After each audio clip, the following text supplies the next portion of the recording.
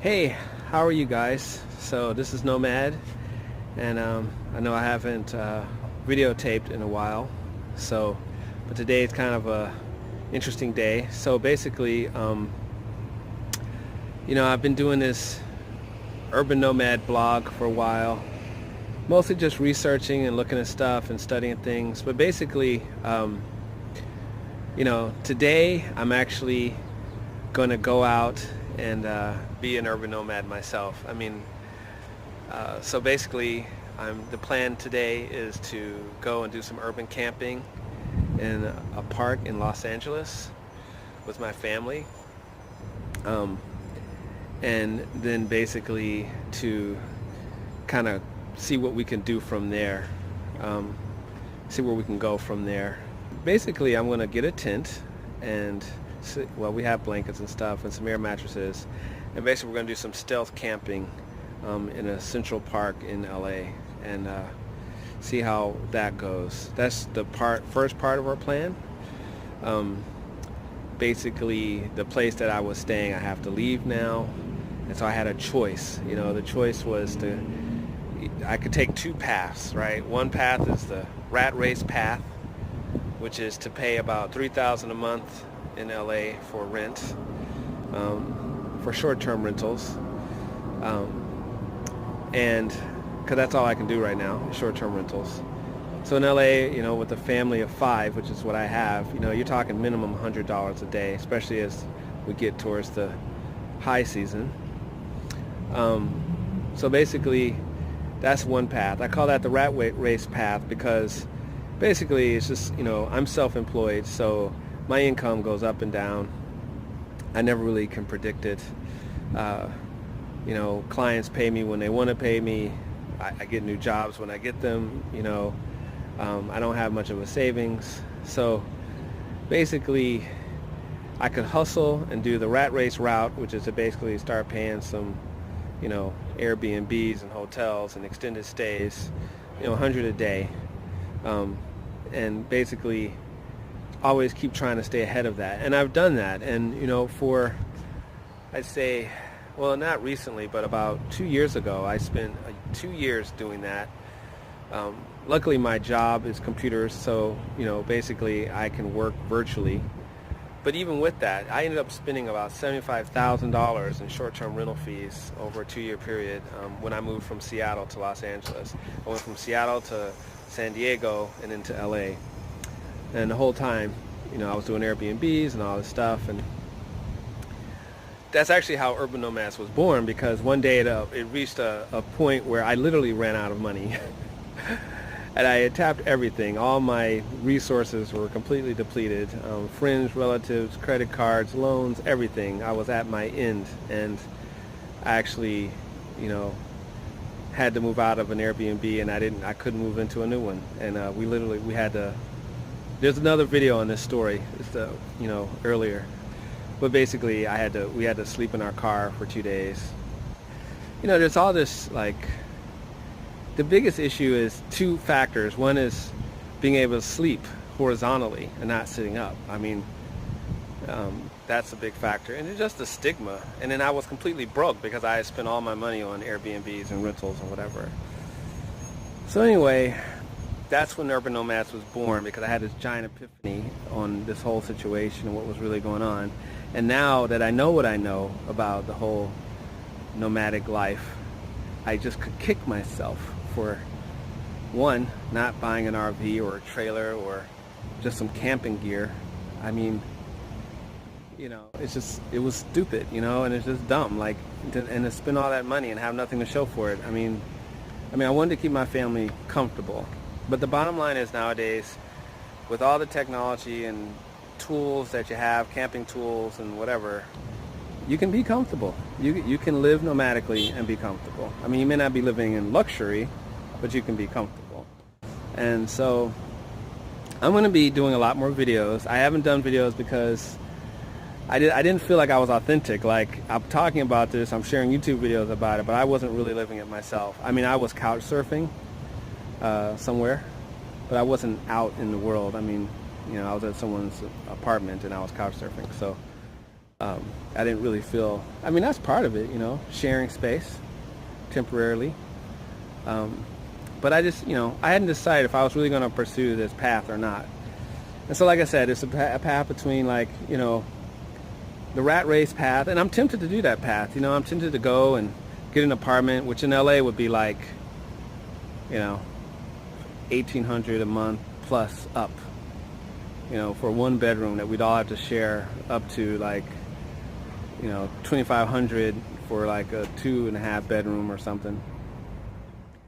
And I can, hustle and get that money maybe, and every month worry about it. Some people are like, why don't you just get a high-paying computer job, which I could do, and just, do that. Well, the reason is because I feel I need to do some other work, and to do that work, I need flexible income, which is what my computer business brings me, okay? And maybe another day I'll talk to you about that. But right now, I'm pretty committed to this lifestyle as far as, being self-employed, a digital nomad they call them nowadays. I think it could work really well. But one of the biggest negative drawbacks has just been short-term rentals and rent pulling down, siphoning off all our money so that I cannot reinvest it in ourselves. I can't reinvest it in our business. I can't save anything. My credit's like going down the tubes. If I could live the urban nomad way and, save that money, like for example, the last 10 days I've spent $1,000 on short-term rentals. That's $1,000 I could have invested in my business, invested in my kids, invested in myself, paid off some debts. And, so anyway, so I've just decided to bite the bullet and give this path a shot. So this path, right now I'm just calling it the nomadic path or the rough it path. And I'm starting pretty much from bottom on this. So I'm going to share this journey with you. It's kind of, I feel very vulnerable doing that, like, because this is going to be dealing with some psychological issues that are hard for me to deal with, that I have to face, Like we all have egos and images of ourselves, and, well, you're, this age, and you have this education, and you have this experience, so you should be at this status, and you should, and all this crap, right? How much does that freaking cost, How much freedom do I have to give up to keep up some kind of image? It doesn't matter anyway. People either like hate you, or they despise you, or they hate you anyway, so it doesn't really matter. Trying to keep up some stupid image, right? But and I don't necessarily, it's still camping, so I don't know if it's legal. I don't know what the rules are. I don't know anything. I will try to tell you that, well, I'll be filming it as we go about this. So right now, my finances are pretty low, but I have enough to get a tent. And I have some blow-up mattresses that I already have. So the plan is to get a tent, take the blow-up mattresses, go over to this park and sleep there, camp there basically, for like a week. And that's the first part of my plan. And then the second part is to get a vehicle. So I don't have a car. Can you imagine living in LA and not having a car? How crazy that is. Unfortunately, I lost my car to the city. They towed it, and I wasn't able to retrieve it. So my next plan, so I'm doing this in phases. Phase 1 is just get a tent, get in the park, whatever. Phase 2 is to get some kind of vehicle. And then phase 3 is to get like a trailer or RV. So those are kind of the broad phases. And the beginning is tough because there's